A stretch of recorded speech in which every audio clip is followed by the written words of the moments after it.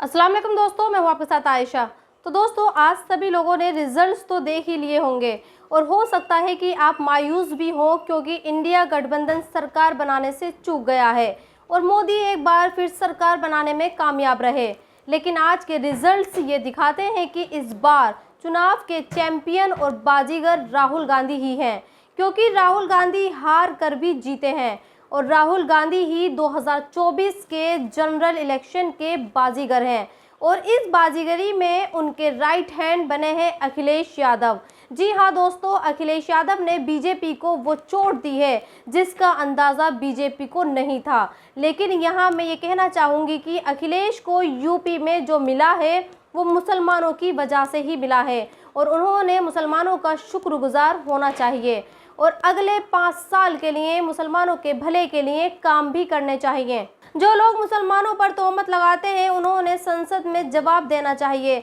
अखिलेश के अलावा राहुल गांधी ने भी यूपी में बीजेपी को बहुत बड़ी चोट दी है और राहुल गांधी ने बीजेपी को वहां चोट दी है जिसकी कल्पना शायद किसी ने भी नहीं की थी और उस चोट का नाम भी उत्तर प्रदेश ही है। जी हाँ दोस्तों, वो उत्तर प्रदेश जहां बीजेपी ने राम मंदिर बनवाया, वो उत्तर प्रदेश जहां बीजेपी वाराणसी में ज्ञानवापी मस्जिद की जगह मंदिर बनवाने के सपने देख रही है। उस उत्तर प्रदेश में राहुल और अखिलेश ने झंडे गाड़े हैं और इन दोनों पार्टियों ने बीजेपी से ज़्यादा वोट और बीजेपी से ज़्यादा सीटें हासिल की हैं। और सबसे बड़ी बात, इसी यूपी से स्मृति ईरानी हारी है और इसीलिए आज बहुत सारे टीवी चैनल्स के एंकर ये कह रहे हैं कि अयोध्या में राम मंदिर का मुद्दा काम नहीं आया है।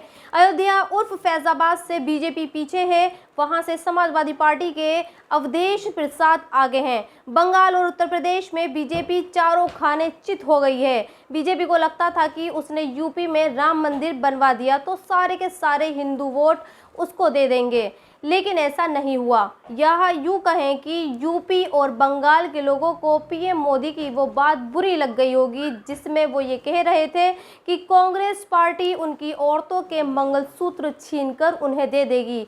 और इन सारी चीज़ों में सबसे बड़ा धब्बा मीडिया पर लगा है, उसके दिखाए गए एग्जिट पोल पर लगा है और अब वो ये कहा जा सकता है कि एग्जिट पोल असल में एक साजिश होती है और ये साजिश सत्ताधारी पार्टी के द्वारा करवाई जाती है। उसी की मिली भगत से एग्जिट पोल दिखाए जाते हैं। टीवी चैनल्स के एग्जिट पोल और एग्जैक्ट पोल में इतना अंतर नहीं हो सकता। और मैं यहाँ ये और बता दूं कि अब जनता को भी ये समझना होगा कि एग्जिट पोल जिन चंद लोगों के सैंपल के आधार पर तैयार किए जाते हैं वो पूरी जनता की राय नहीं हो सकती। वैसे एक बात जो मैं यहाँ कहना चाहती हूँ वो ये है कि देश में जो बदलाव आया है वो राहुल गांधी की वजह से ही आया है।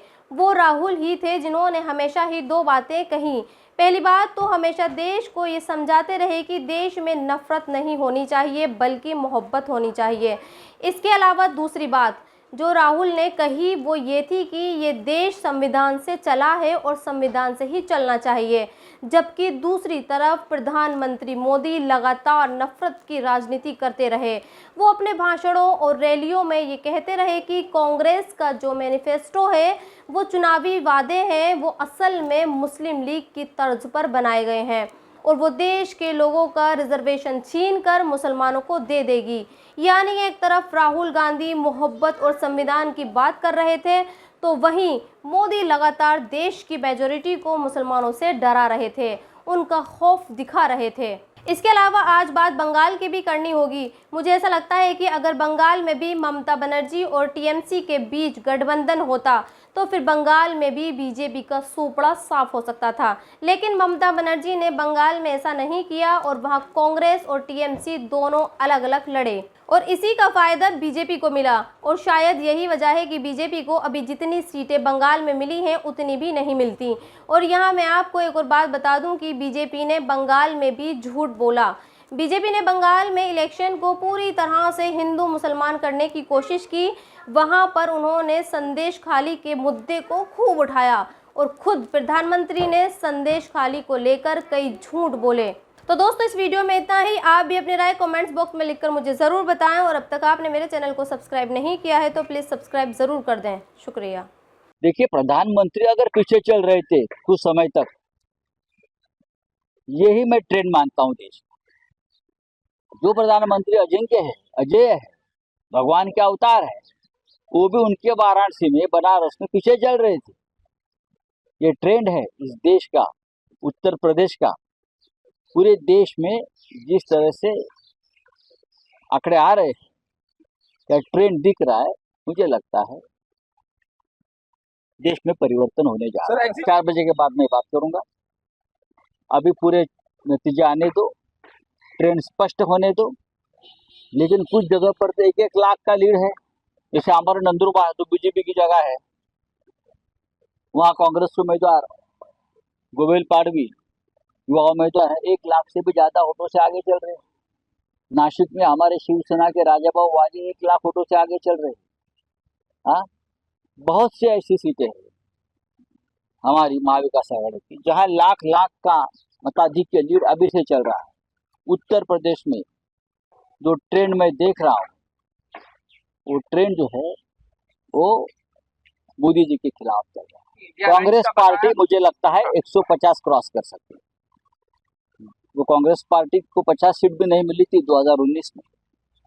वो कांग्रेस पार्टी राहुल गांधी जी के नेतृत्व में अगर 150 सीटों का आंकड़ा पार कर रहा है, उसका मतलब है देश में परिवर्तन हो रहा है। जो इंडिया गठबंधन को सक्सेस या यश मिल रहा है, उनके करता धरता राहुल गांधी जी। तो राहुल गांधी जी के नेतृत्व में सभी नेता थे। जैसे महाराष्ट्र में उद्धव ठाकरे जी है, तेजस्वी यादव जी है, अखिलेश यादव जी है, ममता जी है। हाँ, सभी नेता हम एक साथ रहे, हमने एक साथ काम किया, शरद पवार साहब है। लेकिन राहुल गांधी ने जो तूफान खड़ा किया, जो आंधी खड़ी, आप उसका परिणाम देख रहे हो कि कांग्रेस ने 150 सीट तक अपनी छलांग मारी है। ये बहुत बड़ी बात है।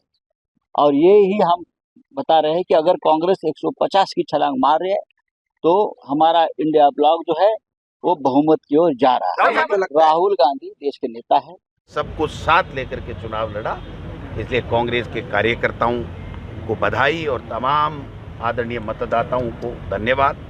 और परिणाम जो है वो बहुत अच्छे आएंगे। इंडिया गठबंधन की देश में सरकार बनेगी। मैं भाई पहली के हो, मैं को कम से कम 12-13 मोरिया बोलेगा, तो मेरी बात से एक आधो ज्यादा ही मोरियो बोल सके। ये जनता का जो मूड था, ये बीजेपी ने अहंकार में, आप बताओ, मोदी जी को भगवान ही बना दिया। मतलब मोदी जी खुद कह रहे हैं कि मैं तो अवतार हूँ, बायोलॉजिकल नहीं हूँ। तो अब इससे ज़्यादा और जनता का अपमान क्या हो सकता था। तो ये सब चीज़ें आप देख सकते हैं। और राजस्थान के तमाम लोगों को, मीडिया के लोगों को भी उन्होंने बहुत अच्छा, जो सही था उसको सही दिखाया। तो जनता की पूरी चीज़ समझ में आई और जनता ने हमको आशीर्वाद दिया है। और मैं समझता हूँ कि बहुत अच्छे परिणाम आने वाले हैं। अब बीजेपी का एक इस्तीफा होगा, पर्ची बदलेगी, ये तो आने वाला भविष्य के गर्भ में देखते हैं क्या होता है। कांग्रेस की जीत का सेहरा पार्टी आला कमान के न्याय पत्र, उनकी कैंपेनिंग, राहुल जी, खड़गे साहब, प्रियंका जी का कैंपेन, लाखों कार्यकर्ता जिन्होंने खून पसीना एक किया, तमाम प्रदेश के जो नेता कांग्रेस पार्टी के हैं, MLA, MP, x MP, ex minister, संगठन के लोग, तमाम लोगों ने एकजुट होकर के चुनाव लड़ा। और उसी को, उन सब की एकता, कार्यकर्ताओं की मेहनत और जनता का आशीर्वाद और पार्टी आला कमान की जो पॉलिसी, जो स्ट्रेटजी, जो उनका कैंपेनिंग है, उनको सबको मिला करके देना चाहिए। एक व्यक्ति से कुछ नहीं होता है, सबका सहयोग होता है, सबका आशीर्वाद होता है। और सब ने मिलजुल करके एक बंद मुट्ठी की तरह काम किया। और कांग्रेस के कार्यकर्ताओं ने खून पसीना। गोविंद डोटासरा जिंदाबाद जिंदाबाद। टूट गया ना, बाकी रह गया क्या?